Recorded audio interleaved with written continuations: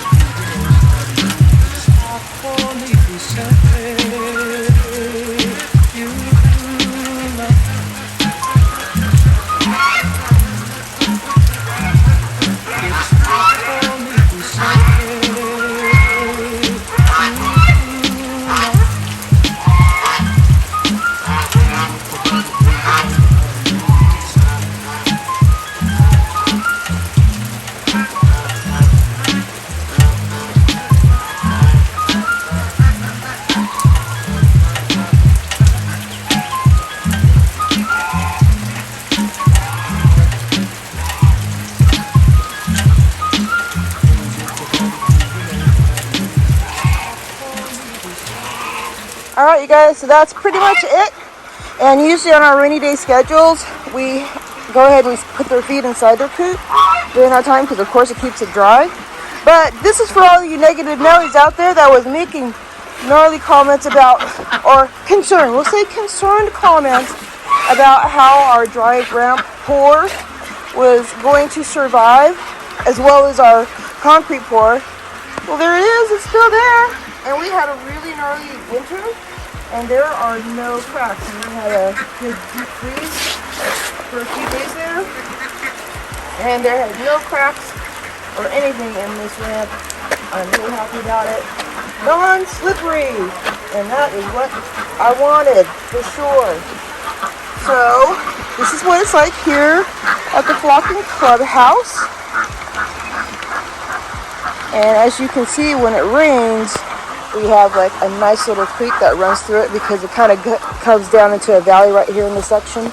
We haven't been able to get it out back further where we wanted to, which is back there. There's the fence line right there. But beyond that, there's that big tree. It's going to be back behind that tree there. And you can see where we tried to clear it. We cleared that place, I think, let's see, maybe 2 times we cleared it. And it just grows back. I mean, it's crazy. This is the kind of rain that we get here, which is something that we're not really used to. Well, we're used to it now, but when we lived over in California, no, we were not used to that. We do one cut of the grass for one part of the summer, beginning of the summer, and that was it. We were done. So this is a whole new experience for us, and it has been a lot of work. One of the cool things that I'm really happy about is that if you can see the green back on of the grass that's growing back there, probably about a couple of years ago, I did an overseed in this whole section here. That was when I still had my horse. I had one more horse that survived, and that's still a sore subject for me, but I'm still trying to see if I want to talk about that with you guys or share that moment with you all. But anyhow, I went ahead and you see this, we were going to put him in this pasture next to the ducks. And, well, the story is now that it seems like it's working really well. And it's pretty cool. I mean, we didn't really have to do a whole lot. It's kind of taken it about a year or two for it to reseed enough for itself and, get the grass established on its own and the forage out there. So there's a lot of food, what I'm saying, more food for the ducks, but we just need to be able to get the time, 1, and the material, 2, to get that spread out further, open this up how I originally planned it, so that they'd have all that space to forage and shade, more offer of natural shade and all that stuff, which where we are at, we're slightly blessed for not having to worry about having enough shade for them. So that's a really cool thing. Now the other thing I want to share with you guys really quick is, see this tree right here next to our duck pen, next to the Flockn Club House? Okay, now you see all the fresh foliage that's growing on the tips of the tree? Well, before we put this duck pen here, for the most part, that tree always seemed to be like that lightish green color, but now it's turned a lot of like these trees here as well, where they get the benefit of the runoff of the water from the ducks. Pen area has turned a deeper green, a richer green, like that pine tree right there. The same thing. I mean, it just goes to show how much it's helped just having these ducks here and being able to naturally fertilize the plants that we have around here, because that means if they're looking green and richer, that has to also encourage the health of the plants, which means that they'll be able to fight off more diseases and the natural predators and that sort of things. So it's becoming a synergetic, copacetic relationship with having the ducks here on our property, which is what I was hoping for. And on top of it, they are also able to maintain keeping the grass cut. Like right now, it's just starting to grow in enough for them to start. I was a little concerned like they weren't going to have enough grass for them to eat, but the goose really are, that's what they primarily eat, is the grass. And so it's all working together. We're just, trying to get things set up as quickly as we possibly can, or as much as we can with the resources that we have when it comes, and that's pretty much what we're trying to do. We're just trying to work with what we have and within our means, so that way it doesn't burden us more than necessary. But I tell you, there's moments where I feel like, oh my gosh, was this the right idea? And you know, was this a good plan? And all I have to say is yes and no. I have learned a whole lot about raising our flock here. I'll always be grateful for this experience. Always. I will never discourage anyone from not doing it themselves, but I am going to be creating a video that is going to share some of the things that I've learned through my experience of raising our flock here, and just here on our property in this hardiness zone that we are not used to living in. And every year I think, okay, you know, I get it now. It's just ever changing here. It's really, it's an exciting experience. It's not an easy experience, but I have just learned so much, and I'm so grateful for it. And I hope that whatever I share with you guys will be something that you also can learn too, and it'll make it easier for your homesteading experience, where especially if you're in the same hardiness zone that we are in. So that's coming up soon, but I just wanted to show you what it's like for us to come out here when we're having a rainy day. And the rain right now is actually pretty chill. This is like, for me, I say this a lot, but this is more like a heavy rain day in California. Even though lately they've been able to, they've been able to have more rain, which thank God they did, because they really super needed it.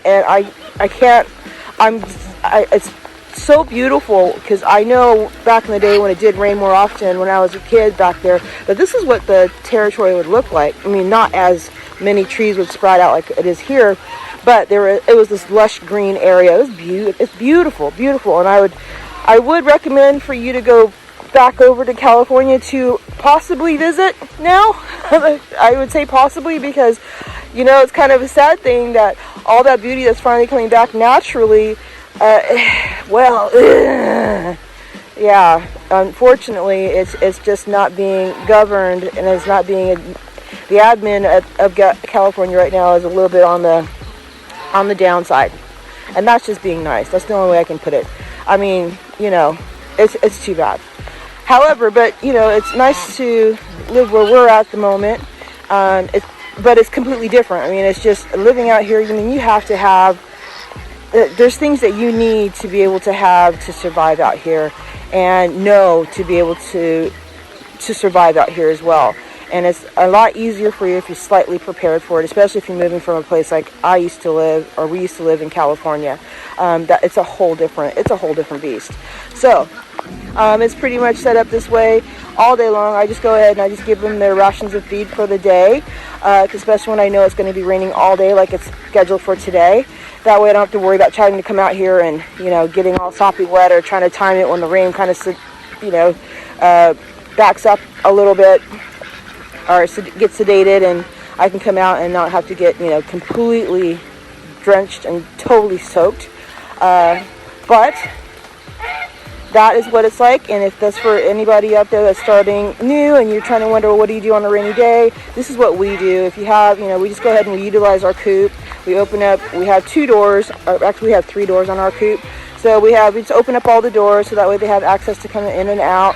And it helps to kind of bring their water dishes forward, so that way they're not going to be using their pools, but today they have their natural pools going on, which is also part of my dream, that one of these days we will be able to actually install the pond that we had planned for this area. So, you know, those are all part of the plan here. And it's just when I see moments like this where you get a little bit of a teaser of what it would look like to have a pond out here, it's just like, it just inspires me more to want to make it happen. And we lucked out a little bit, because right here in the middle are willows, which grows like weeds also here in our area of Texas, they flushed out, and they've grown so much this year that they've actually been able to provide a natural shade area, which was what I was hoping for, and it has worked out, and I'm super excited about that.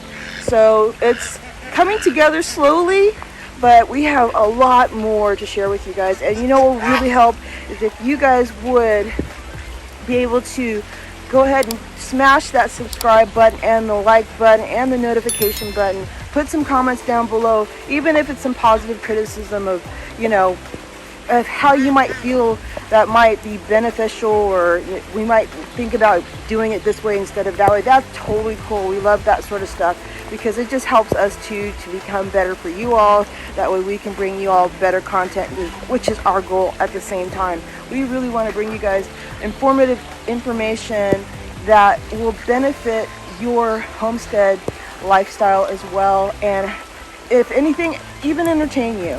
But you know, we will do that.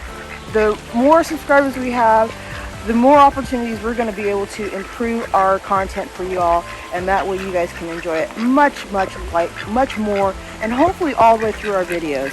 I mean, there's a lot of things that I'm sure some of you guys are missing, because I do put things up on text on the videos too, so you're not hearing everything, you don't see everything, because I don't say it all.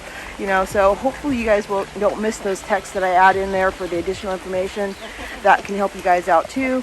And that's just part of watching the videos, you know, and watching them all the way through. That really super helps. So we do our best to do the same thing for y'all out there that, you know, I mean, we pretty much get a lot of our information from YouTube. So, and that helps when you watch those things all the way through. Now, one last thing before I go. I just really want to make a shout out to all of our subscribers. Thank you guys so much. You have no idea how exciting it is to see our neighborhood grow on our channel, and it's just awesome to see our community grow on our channel, as well as knowing that we are participating as part of the YouTube community, knowing that this is the only avenue that we have as far as getting our subscribers are concerned. We don't have any other social media outlets out there that we are utilizing to be able to grow our channel. And that just goes to show any one of you out there that is new to this and is trying to get into it, or wants to get into it, and you're worried that you don't have any subscribers, you're not one of those social media people out there as well. That is possible. It's hard. I'm not gonna bullshit you. It's hard, but it is something that is doable. And I know if we're able to do it with how we started with absolutely nobody, and now we're up to over 300 people, knocking on 400 right now. And I want to thank you 400 for being out there and supporting us like you have. It really, really helps inspire us to continue. It inspires me to do my best to edit these videos as best as I possibly can with the material that are the tools that I have, which are basically at the moment, for the most part, free tools except for one. And I will be sharing that video with you of a new tool that I've added on to help our channel grow a bit. And I just want to test it out a little bit more before I will share any information with you, because I want to make sure the information I do share with you is as accurate as possible, showing the good and the bad side of things, you know, the positives and the negatives. I mean, that's what you need to know to be able to make a informed decision, right? So I just want to make sure I get that information as much as I possibly can before I just put something out there to y'all and share it with y'all without knowing that I've tested it out as much as I possibly could. Okay, and this is the other test I have to do.